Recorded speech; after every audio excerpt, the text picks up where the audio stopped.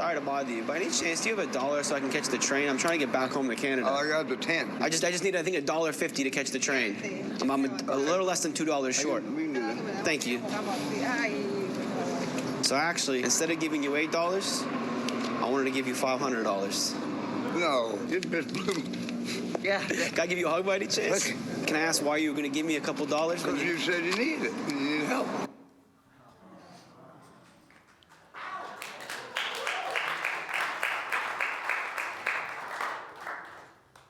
I ran across that video when I was preparing. I've had a few things to prepare for this week.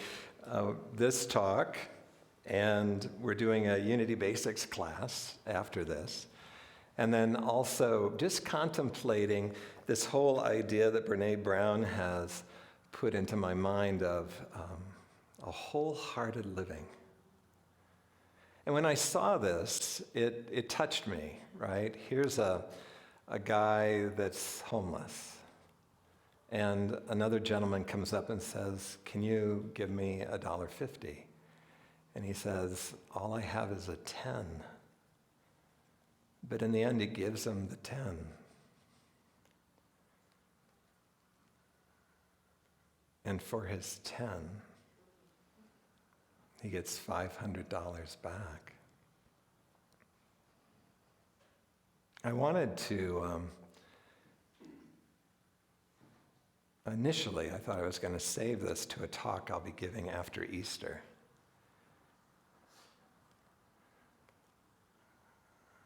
But then it occurred to me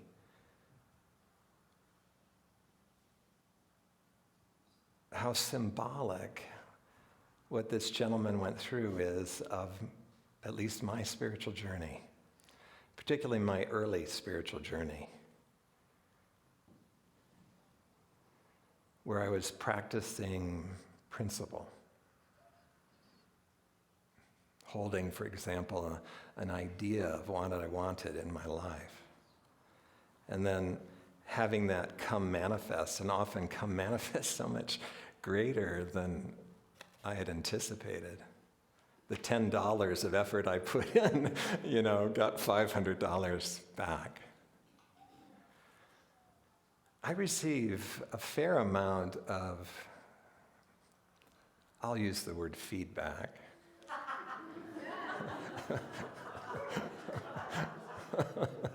Yeah, you got the gist. That I'm too psychological in my talks.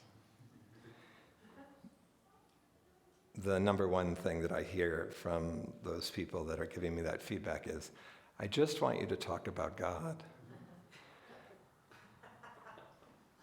I can assure you, in my 17 years here, I have never given a talk where I didn't talk about God.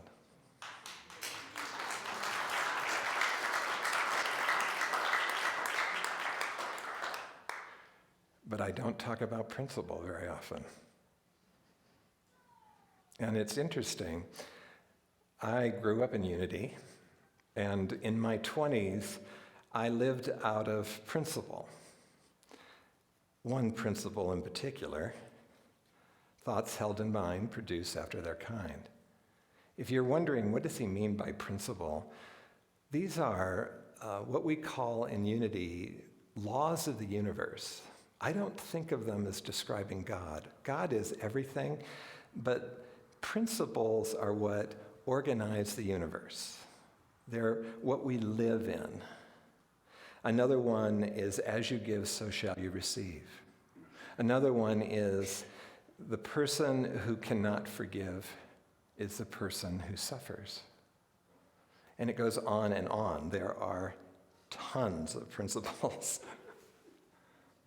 But I lived out of thoughts held in mind produced after their kind.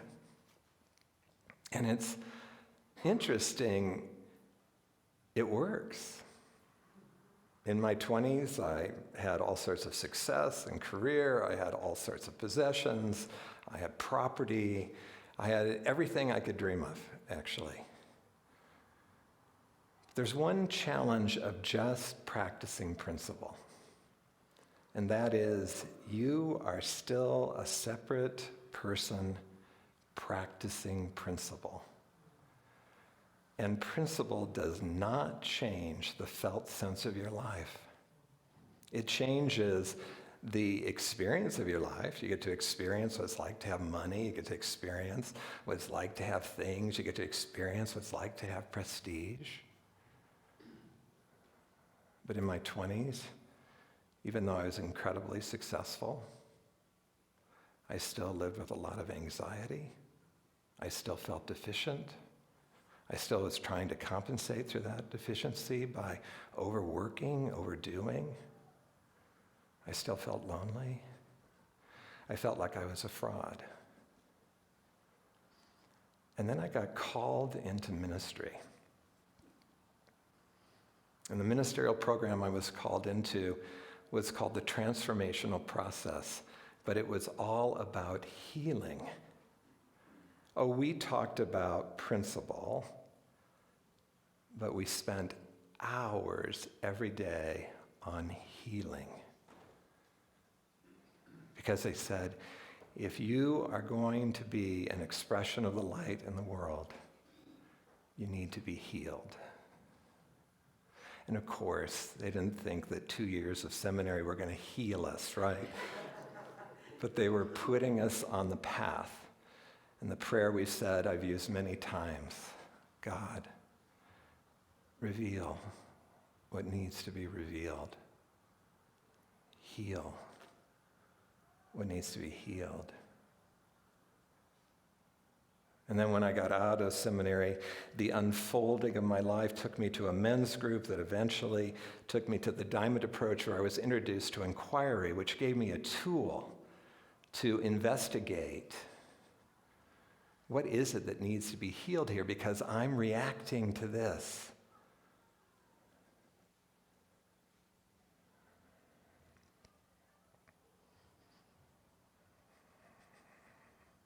And I began to have a life where I didn't feel deficient, where I didn't feel racked with anxiety, although Lydia and I were laughing. We're both sitting there going, we feel a little anxious getting up here to do our talks today.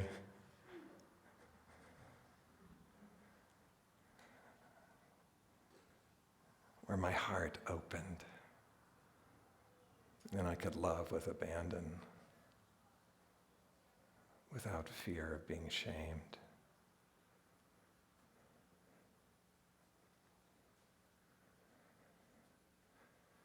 And what I discovered, see what I'm about, I realized I haven't had words for it. I'm about embodying Spirit. Not being a separate individual using Spirit, using principle, just getting what you want. Because it doesn't heal us. We just drag all our baggage along with us. And what I discovered is that Spirit is principle.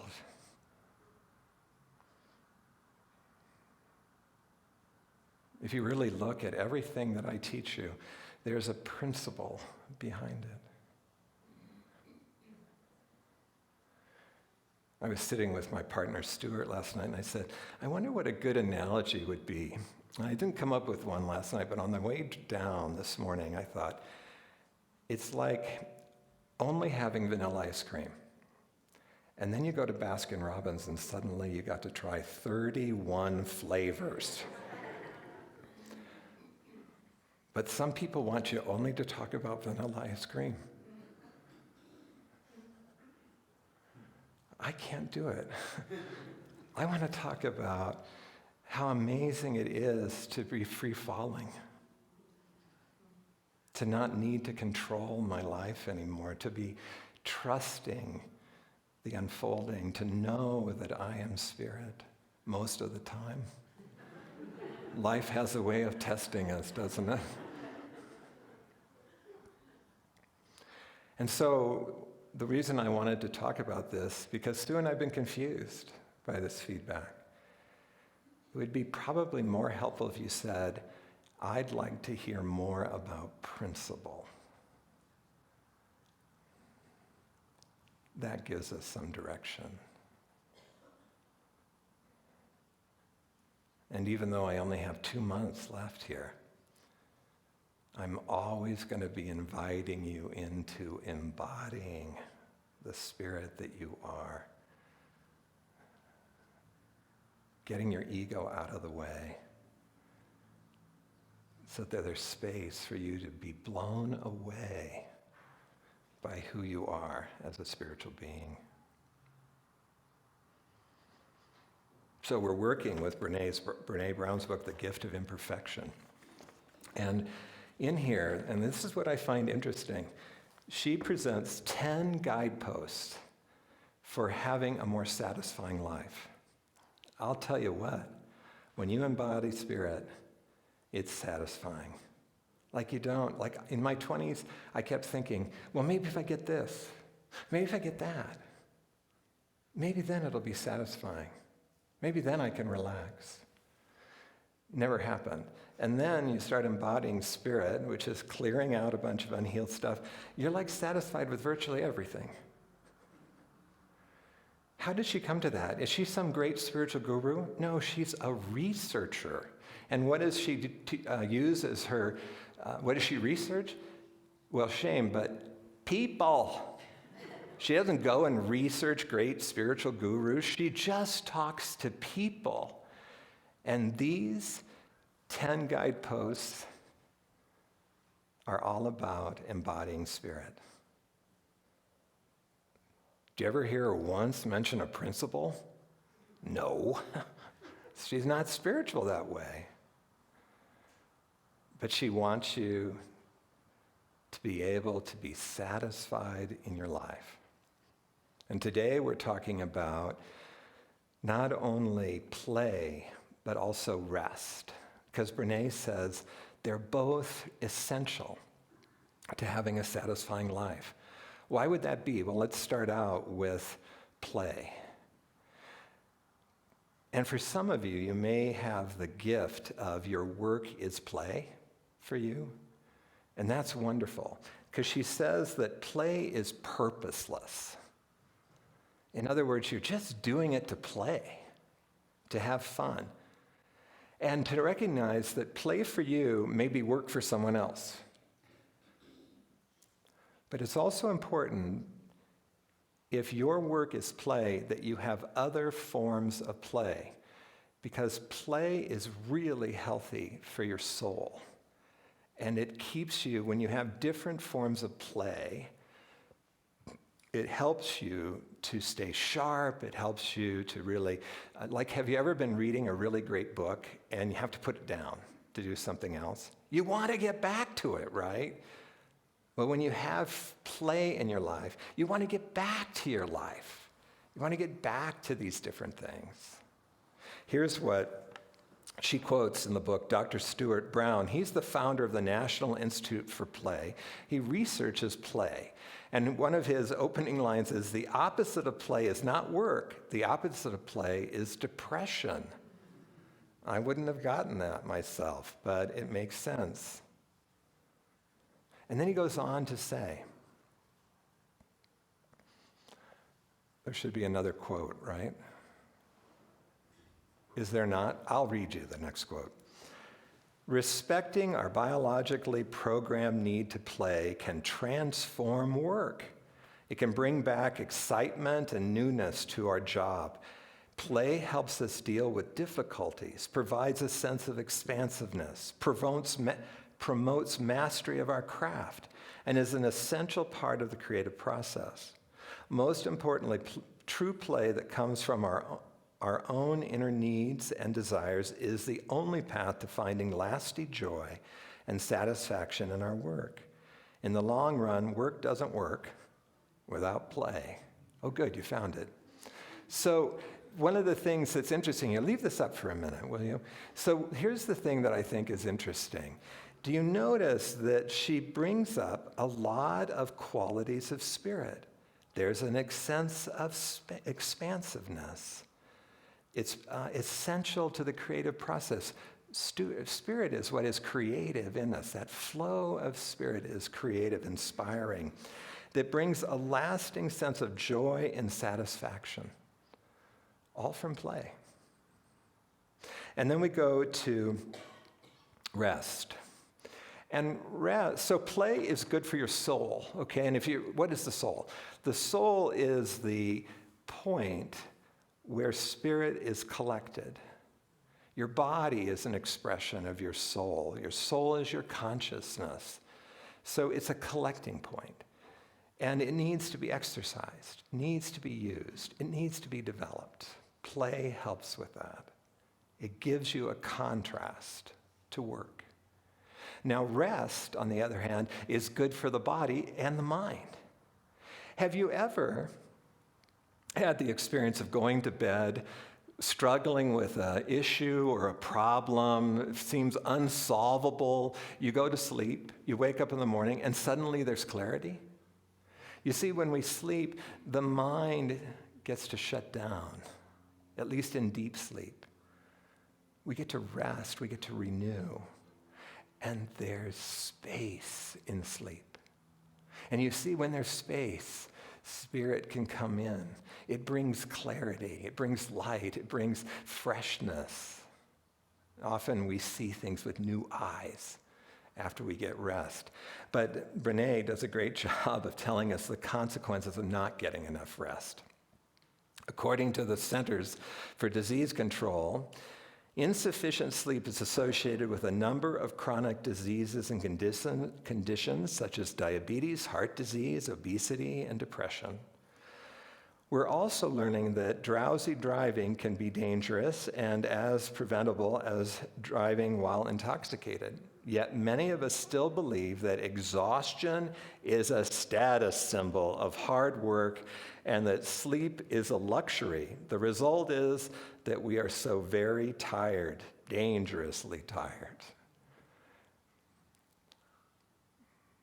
I love to talk about what gets in our way, and one of the things that she says here is, in our culture today, our self-worth is often tied to our sense of net worth. That we value being efficient, we value getting our to-do list done, and we get lulled into thinking that both play and rest are a luxury. And we suffer in that. Because you see, if we're going to have a wholehearted life, there needs to be balance in our life. That's what allows us to stay in connection with our heart, to recognize the power of spirit coming through that vessel called the heart. And so, you know me, I always like to explore what are the obstacles. And well, first of all, let's just pause for a minute. How you doing? Like how many of you don't have to raise your hands, but how many of you are thinking, I might be a little out of balance here? I'm sure there could be actually some people that are just doing way too much play, sleeping way too much, so the balance could go both ways. Here's what's interesting is our egos tend to say, okay, well, we're going to play more. We're going to rest more. Anybody experience that, But studies show that usually doesn't work. In the unity that I grew up in, I think back on it, often the talks just simply ended with, so get out there, do more play, get more rest, go, go, go. But the challenge is that we have obstacles going on. One of them we just talked about. Culturally, we might buy into the fact that, you're a much better person. You got a lot more worth if you're really busy, right? But what is it within us that keeps us overworking, overdoing, sacrificing sleep and sacrificing play? And for me, what I learned that was really helpful to me is there's an archetypical part of our ego called the pusher. Everyone has one. Far more developed in me than the rest of you, I'm sure.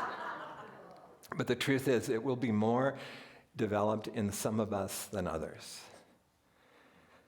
Here's the challenge with the pusher.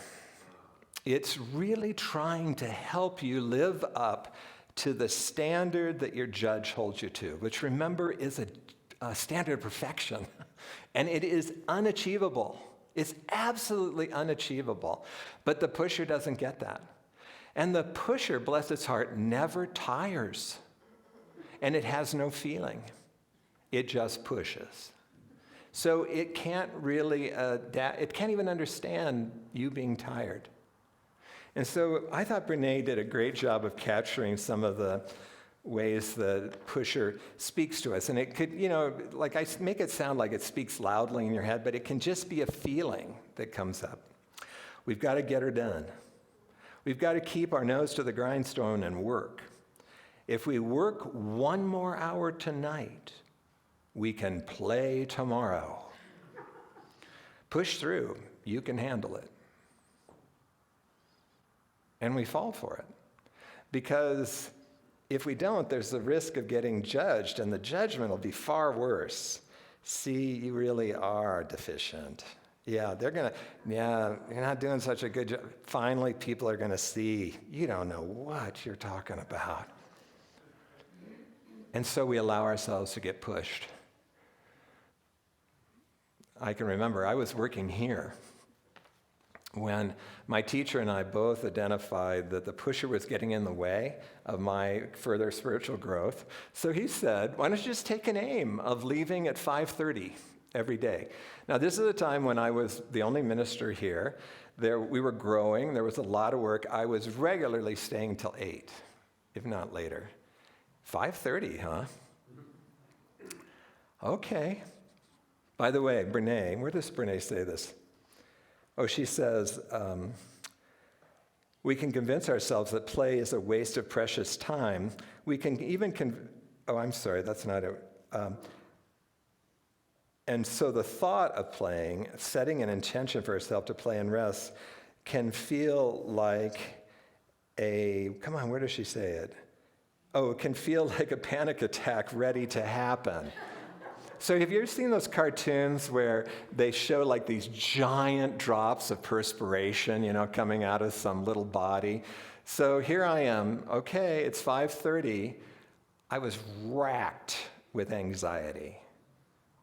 You see, my whole sense of value and worth was getting my to-do list done, which, by the way, was endless. But I didn't think that, I thought I'd be found out because I felt like like I was a fake. I didn't think that I would be loved. I didn't think I would get positive feedback. But I thought, okay, I'm an adult. Let's try this thing. I say that because I want you to understand how powerful these energies can be and why we can so easily find ourselves back doing what we used to do. So around 5:30, I left every day. Challenging. But interesting things began to happen, or that I began to notice. One, I still was accepted here. I was still getting positive feedback. I was, clearly loved. Two, a lot of stuff wasn't getting done, and no one seemed to notice.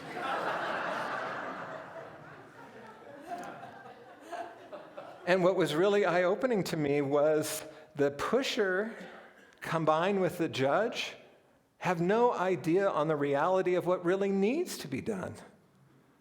Some things I was able to delegate. Other things we just stopped doing because they were some odd idea in my mind about what needed to be done. Now, was it easy on the other end? Because, I'm freeing up time. No. Initially, what do you do with time when you're a workaholic? And all of a sudden they say, stop working.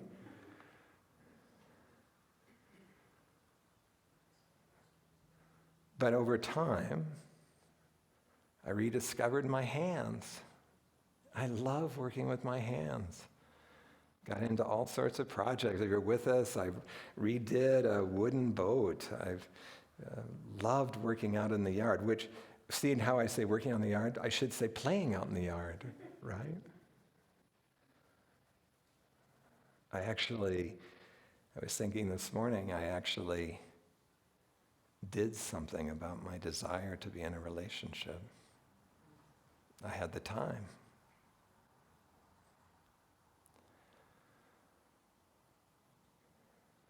I just want to say one more thing. I thought Brene did something absolutely brilliant that she talked about in this chapter. I don't know about you, but for years, until I'm so satisfied, I don't have a bucket list anymore. It's the weirdest thing. It's like, I'm just satisfied, right? But I used to have this list of these things that I was going to visualize, right? And Brene and her husband had that too. But they also had a list that they called the meaning list.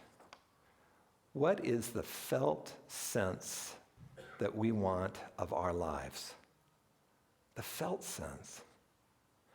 And they one day sat down and compared them and realized that the bucket list, the wish list, was all going to be about working harder, having a bigger house so we can have a guest bedroom and a guest bath. You know, those kinds of things. And they went, really? Is that really what we want to do?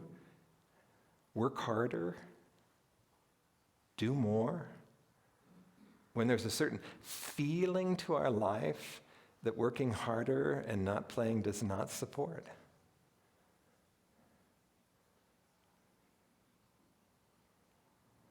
I thought that was brilliant, and invite you.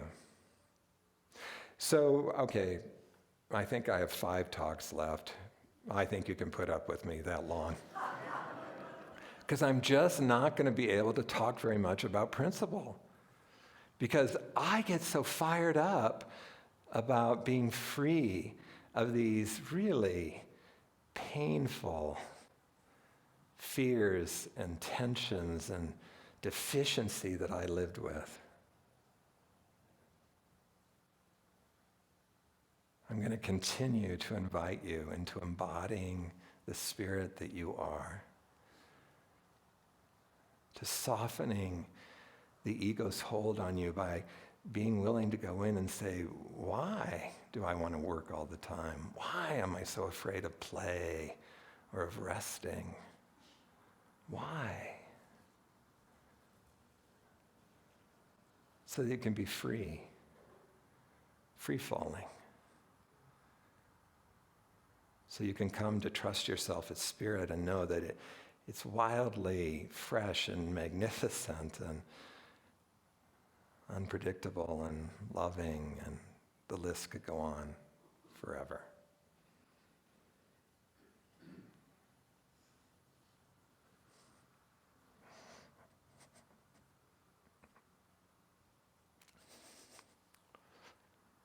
Yeah, it always touches me to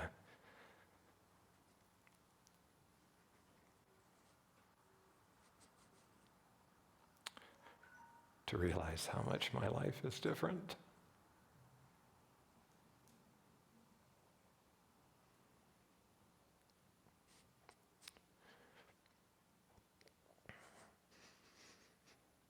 And I love you all madly.